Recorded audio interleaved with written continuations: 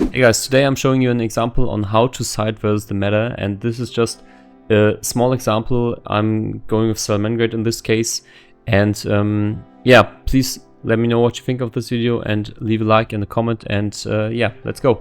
So this is Salamangreat, and we're just going to go over the most cases because, for example, you win the first round, then you're going second in the second round, and you're playing against a deck where Perulia and Fualos are good against, then you pretty much want to have both in there.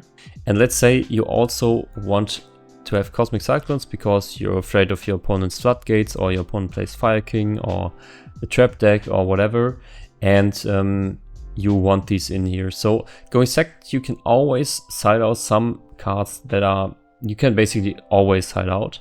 For example, the Called By is not that needed. The Trap, the Rage is not that needed. You don't need the Will of the Salamangreat all the time.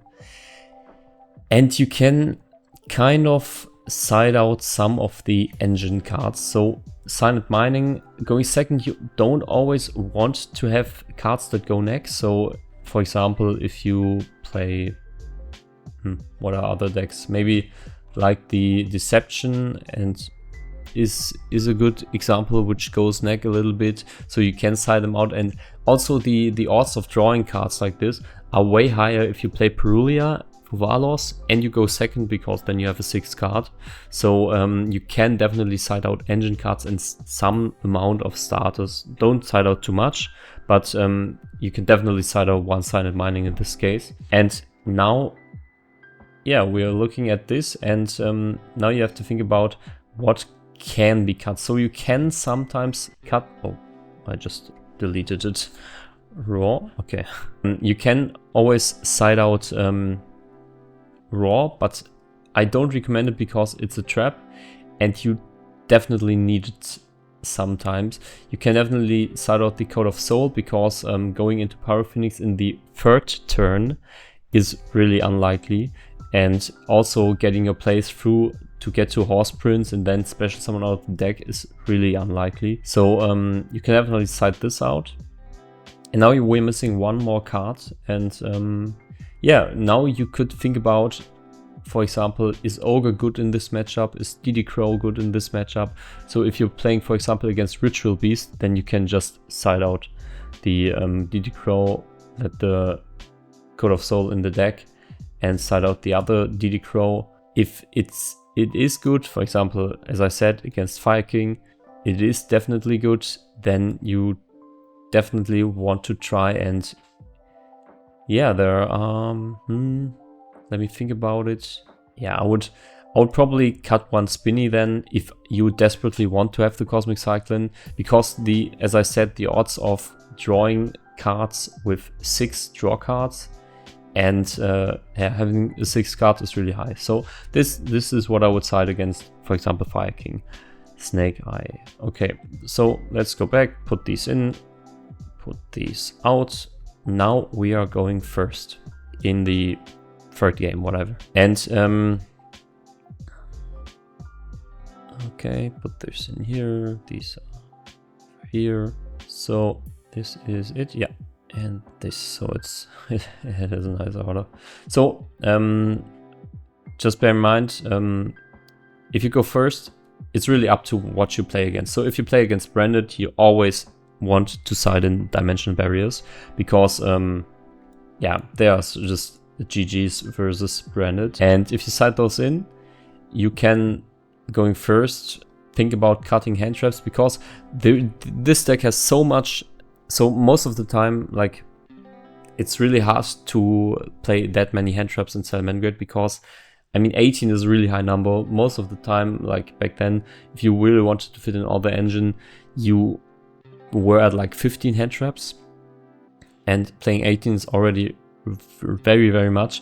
But having the Dimensional Barrier over Impermanence, Dominus Impulse, Fuvalos, whatever, Fuvalos is going first, isn't that good either way, so it doesn't matter. But you really want to have the Dimensional Barrier over those.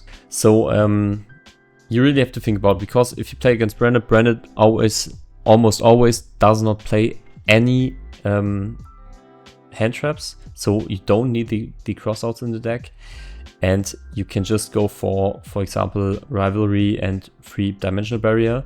And for that, I would just recommend you to side out like cards like Called By, because Called By isn't that needed. And then you can definitely side out those Fuvaroses, and that's basically it.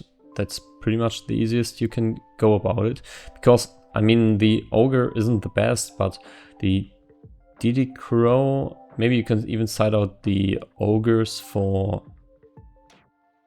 the Nibiru, but yeah, you can do that definitely.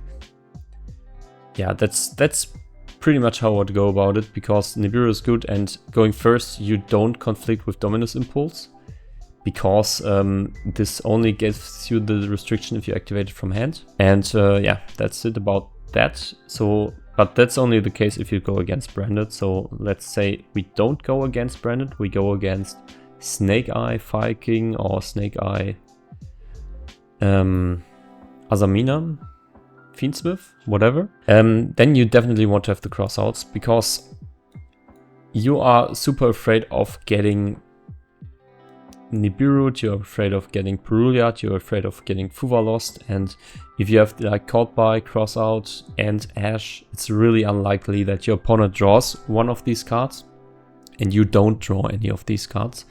So in this example, I would just side in these 5, yeah, these 5, and then just side out 2 of the Fuaros, because okay, it can definitely happen that you draw these, but for example, you draw Fuaros, you still have a chance to draw Ash Blossom and Called By, and drawing both of these is really unlikely. So just play 1/1, and then going first, you can definitely side out. Yeah, it's really hard to cut on the engine because you only draw 5 cards, and you definitely want this. You can always side out, like Will of the Salamangreat is a good card to side out because you don't always need the extender.